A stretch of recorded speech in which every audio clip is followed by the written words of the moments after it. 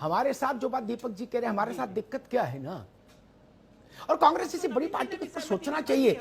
जिस रास्ते कांग्रेस चली उस रास्ते से कांग्रेस का पतन हो गया, इसका मतलब वो रास्ता ठीक नहीं भाई। जिस रास्ते पर चल के बार बार गड्ढे में गिरे, जान लो रास्ता ठीक नहीं।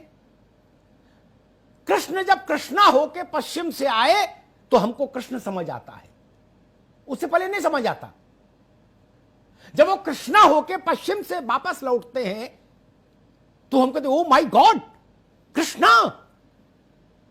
अच्छा जी, मटकी का दही समझ नहीं आता। जब वो योगर्ट हो जाता है तो हमारी डाइनिंग टेबल पे आ जाता है, हम गौरवान्वित होते हैं कि यू नो योगर्ट। ये हमारी समस्या है, इसी को एहसास कमतरी कहते हैं। योग समझ नहीं आया, योगा हो गया तो बड़े बड़े लोगों ने उसका प्रदर्शन किया चटाई खरीद के, बोले यू नो मैं तो रोज योगा करता हूं। जब तक योग था तब तक वो ननकू रज्जाक का था, पिछड़े लोगों का था, गए गुजरों का था। बड़े लोग कहते थे I don't believe in this type of ढोंगी एक्सरसाइजेस, नो मैं पुशअप लेता हूं। पुशअप, बाप रे बाप, सूर्य नमस्कार में उनकी आस्था नहीं, पुशअप लेते हैं। अभी सूर्य नमस्कार को भी अंग्रेजी ब्रांड में बेच दो तो पूरा देश करने लगेगा। जितने ये व्हाइट कॉलर वाले लोग हैं ये सब उसमें लग जाएंगे, कहेंगे यस यस यस यस ये मिरेकल आया। बाबा रामदेव ने क्या गुनाह कर दिया? अभी पिछले कुंभ के अवसर पर प्रयाग में एक सम्मेलन था, उसमें स्वामी रामदेव भी थे और मैं भी था। मैंने अपनी बात कही, रामदेव जी ने अपनी बात कही।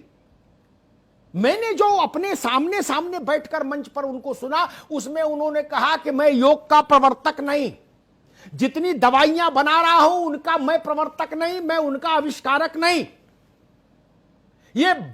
ये भारत की जो परंपरा है उससे मुझे जो ज्ञान हमारे ऋषि दे गए मैं उसी का पुनर्प्रस्तुतिकरण कर रहा हूं। इसमें क्या आपत्ति है? भगवान की कथा, राम की कथा हजारों तरह से लिखी गई, इवन उर्दू में लिखी गई, क्या आपत्ति है? किसी ने क्लेम नहीं किया कि हम राम की कथा के फाउंडर हैं, ना रामदेव करते, फिर क्या समस्या है? वही चीज आप लोग बेचो, अंग्रेज बेच दें तो ठीक। और शर्म आनी चाहिए उन लोगों को जिन्होंने दीपक मिश्रा को, नवीन जी को, चौधरी साहब को, शैलेंद्र तिवारी को दतून करते देखकर हम जग हंसाई बनाई, बोले देखो मूर्ख, वो अमेज़न से दतून मंगा रहे हैं, दतून, क्योंकि वो अंग्रेजी में लिखता कि इससे सब कीटाणु जीवाणु मर जाएंगे मुंह के। हमारे तो पुरखे दतून करते रहे, बाबा दतून बेच देंगे तो फिर खिलाफत होगी। ये काम विदेशियों के लिए छोड़ दो, क्योंकि बाबा हमको पसंद नहीं। अरे आपकी पसंद से देश चलेगा? इस देश में झंडू, वैद्यनाथ, ऊंझा, पतंजलि, कौन है जो इनका नाम नहीं जानता? इनको कांग्रेस भाजपा की मोहर चाहिए क्या? और जो ये बेच रहे हैं इनको ना भी जाने, जो ये बेच रहे हैं उसको तो सब जानते हैं। इस देश में कोई भी ऐसा नहीं जो नहीं जानता। हर राज्य के हर गांव में एक अपना सिद्धा है, एक अपनी चिकित्सा विज्ञान है। जो लोग आदिवासियों के बीच में गए हैं उनको पता होगा, उनका चिकित्सा विज्ञान सबसे अलग है, सबसे निराला है और 100% परिणाम देता है। जो बड़ी बड़ी बातें करते हैं वो नासमझ लोग हैं। किसी ने डाटा देखा? शैलेंद्र तिवारी कभी सोचिएगा मेरी इस बात पर, भारत के जो आदिवासी बहुल इलाके हैं वहां कोरोना का सबसे कम असर हुआ, लगभग न्यूनतम, नगण्य। क्यों?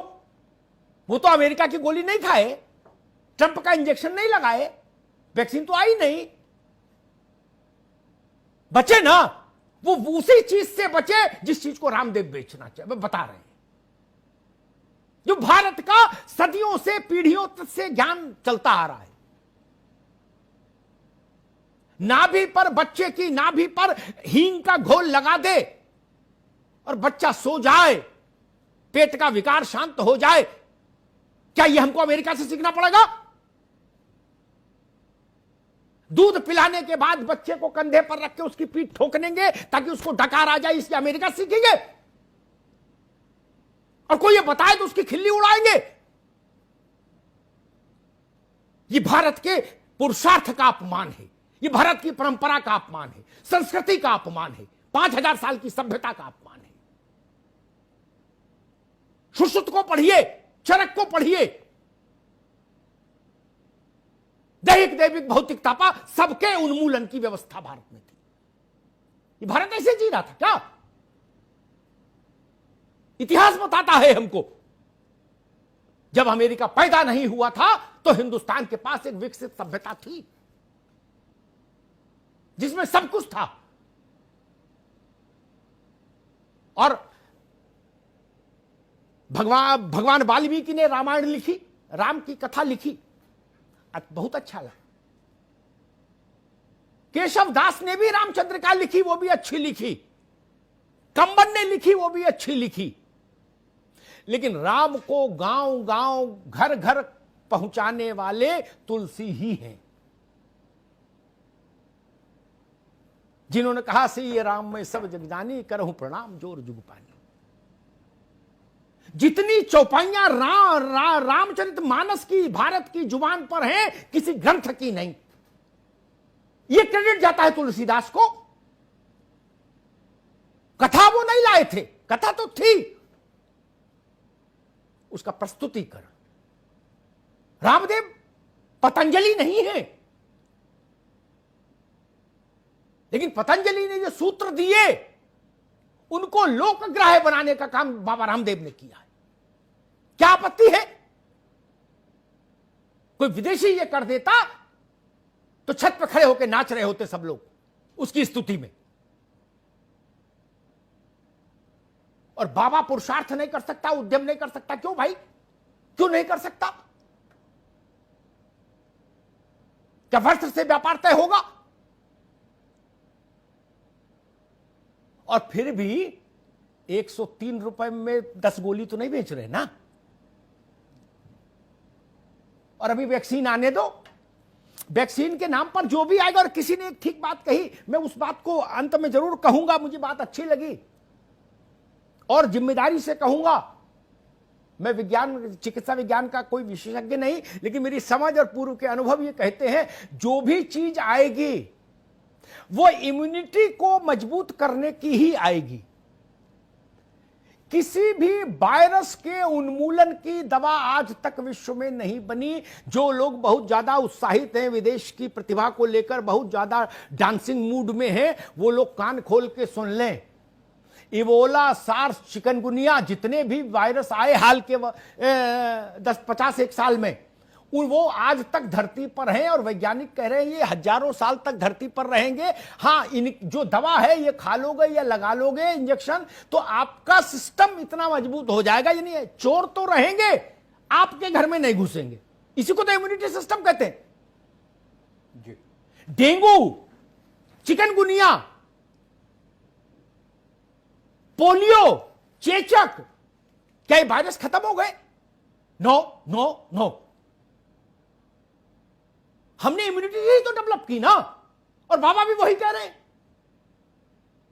आज तक मुझे कोई डॉक्टर ये बता दे आके कि इस वायरस से उत्पन्न बीमारी को, वायरस को खत्म करने की दवा हमने खोज ली। नहीं, वायरस आपके पेट में नहीं जाए, आपने उसका बंदोबस्त किया है। वही बात बाबा कह रहे हैं। इसलिए हल्ला गुल्ला मचाइए, राजनीतिक लोग राजनीतिक विषयों पर मचाएं, चिकित्सा विज्ञान की चीजें वहां छोड़ दीजिए। और भारत के मन, भारत का लोक जीवन, भारत की परंपराएं, भारत का समृद्ध वैदिक इतिहास और स्वास्थ्य का विज्ञान, इस पर उंगली मत उठाइए। हम लोग बहुत छोटे लोग हैं। वो सूरज थे, धन्वंतरी, चरक, सुश्रुत, पतंजलि। हम लोग जुगनू भी नहीं है। उनका सम्मान करना सीखिए। धन्यवाद।